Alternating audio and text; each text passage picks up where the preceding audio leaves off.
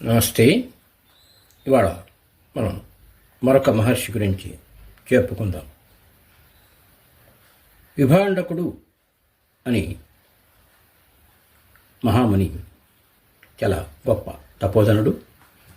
అతడు ఒకరోజు నదీ స్నానం కోసం వెళ్ళిన సమయంలో అతని తలుపులో ఊర్వశి అనే దేవవైశ్య వచ్చినప్పుడు కామప్రకోపం వల్ల అతనికి వీర్యస్ఖలనం అయి నదీ జలాల్లో కలిసిపోయింది.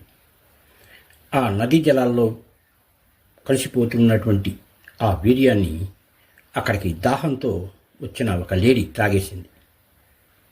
నిజానికి ఆ లేడీ గతంలో చిత్రరేఖ అనేటువంటి అప్సరస.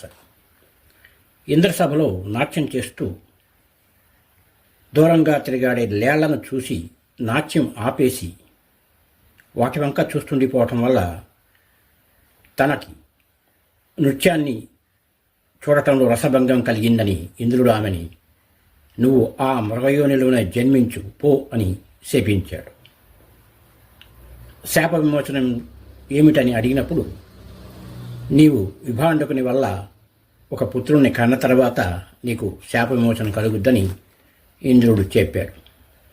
అలా విభాండకుని వీర్యం గ్రహించిన ఆ లేడీ గర్భవతి, ఒక పిల్లాడిని కని తనకి శాప విమోచనం అయినందువల్ల ఇంద్రలోకం వెళ్ళిపోయింది. మృగగర్భాన పుట్టడం వల్ల ఆ శిశువుకి నెత్తిన ఒక కొమ్ము ఉండేది. ఆ కొమ్ము కారణంగా అతన్ని ఋష్యశృంగుడు అని పిలిచేవాడు. ఆ బిడ్డ తన కుమారుడే అని గ్రహించిన విభాండకుడు తన ఆశ్రమానికి తీసుకెళ్లి పెంచుతూ ఉన్నాడు. ఋష్యశృంగుడు కూడా అన్ని విద్యలు నేర్చి బ్రహ్మచర్యం వహించి తపస్సు చేసుకుంటూ ఉండేవాడు. అలా తపస్సు చేస్తున్న ఋష్యశృంగుడిని చూసి ఇంద్రుడు సంతోషించి, ఈ బాలకుడు ఎక్కడైతే ఉంటాడో అక్కడ చక్కటి వర్షాలు కురిసి పాడి పంటలతో ప్రజలంతా కూడా సురక్షితంగా సుఖశాంతులతో వర్ధిల్లుతారు అని వరమిచ్చి వెళ్ళిపోయాడు. ఆ రోజుల్లో అంగదేశాన్ని రోమపాదుడు పాలిస్తూ ఉండేవాడు. ఆయనకి పుత్ర సంతానం లేదు. ఇతడు కోసల దేశ ప్రభువు దశరథునికి స్నేహితుడనమాట. అతడు ఒకనాడు తన మిత్రుడైనటువంటి దశరథుడి ఇంటికి వచ్చి అక్కడ దశరథుని కుమార్తె శాంత అనే ఆవిని చూచి, ఈ పాపను నాకు దత్తు ఇవ్వవలసింది అని కోరగా, అప్పటికి దశరథునికి అసలే సంతానం లేనందువల్ల అంగీకరించలేదు. అయితే వశిష్ఠుడు అతనికి సలహా ఇచ్చాడు. ఆ సలహా ప్రకారం 6 నెలలు తన వద్ద 6 నెలలు రామపాదుని వద్ద శాంతని ఉంచటానికి దశరథుడు అంగీకరించాడు. అలా శాంత రామపాదుని ఇంటికి వెళ్ళింది.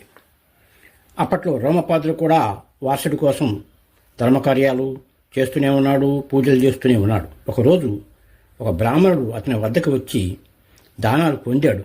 దాంతో తృప్తి పడక ఇంకొక ఆవుని మా కుమారుడి కోసం అని అడిగాడు. అప్పుడు రామపాదుడికి కోపం వచ్చి బ్రాహ్మణ వర్గాన్ని మొత్తాన్ని దూషించి మీరు దురాశాపరుడు అని నిందించాడు. ఒక్క గోవు ఇవ్వటానికి వెనకాడటమే కాక జాతినే నిందిస్తావా అని ఆ బ్రాహ్మణులు కోపించి రామపాదుడిని శపించారు. ఏమనంటే, నీ రాజ్యంలో ఇక వర్షాలు పడవు, అనావృష్టి పాలై ప్రజలు కష్టనిష్ఠురాలు పాలవుతారు అని శపించి వెళ్ళిపోయారు. రోమపాదుడు విచారంలో పడిపోయాడు. ఇప్పుడు ఏం చేయాలి అని మంత్రి పురోహితుల్ని అడిగాడు. వాడేమన్నారంటే, ఋష్యశృంగుని మన రాజ్యానికి రప్పించారంటే వానలు పడతాయాయి అని చెప్పారు. రోమపాదుడు అలానే చేస్తాను అని చెప్పి ఋష్యశృంగుని ఆకర్షించి తన రాజ్యానికి రప్పించడానికి కొందరు వేశ్యలను సర్వకళా ప్రపూర్ణ అని నాయకత్వాన విభాండకుని ఆశ్రమానికి పంపాడు.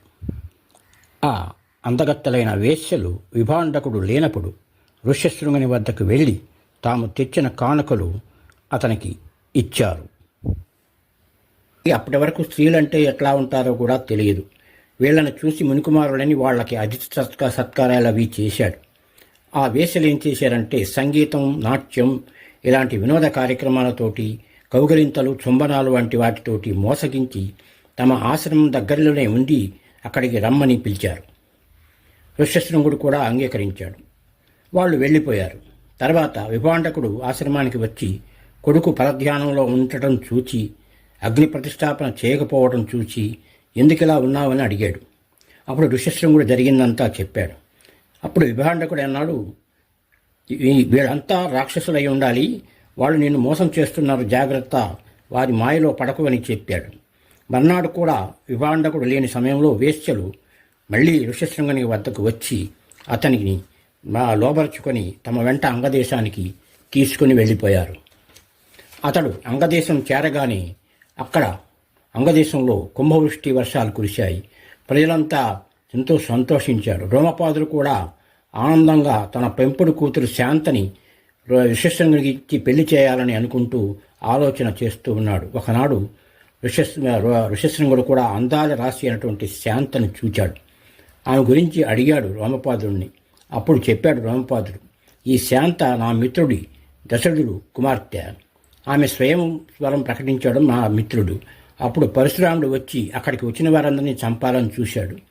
అప్పుడు వశిష్ఠుడు ఆయన్ని ఆపాడు. అప్పుడు పరశురాముడు ఈ అమ్మాయిని బ్రాహ్మణుడికి ఇచ్చి పెళ్లి చేయాలని షరతు పెట్టి ఎవరిని ఏమీ చేయకుండా వెళ్ళిపోయాడు. ఆమెనే నేను ఇప్పుడు తెచ్చి పెంచుకుంటున్నానని రోమపాదుడు ఋష్యశృంగుని చెప్పాడు.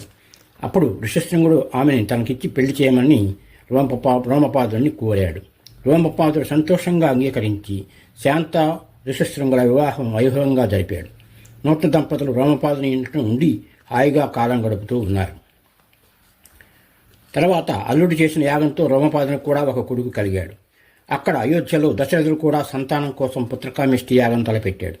వశిష్ఠుని సలహాపై తన కూతురు శాంతని, అల్లుడు ఋష్యశృంగుని కూడా ఆహ్వానించారు. వారిద్దరు సంతోషంగా అయోధ్యని చేరారు. అయోధ్యలో వారికి గొప్ప ఆదరం లభించింది, స్వాగతం లభించింది. ఒకనాడు దశరథుడు ఋష్యశృంగుని వద్దకు వచ్చి, నేను సంతానం కోసం పుత్రకామిష్టి యాగం చేస్తున్నాను, మీరు కూడా హాజరు కావాలి అని అడిగినప్పుడు ఋష్యశృంగుడు సంతోషంగా అంగీకరించాడు. అప్పుడు భరతఖండంలోని రాజులందరికీ ఈ యాగానికి ఆహ్వానాలు వెళ్ళాయి. యాగశాల నిర్మించి దశరథుడు యాగం ప్రారంభించాడు. యాగాస్త్రం విడిచారు. యాగాస్త్రం సంవత్సరం తర్వాత దిగ్విజయంగా సురక్షితంగా తిరిగి వచ్చింది.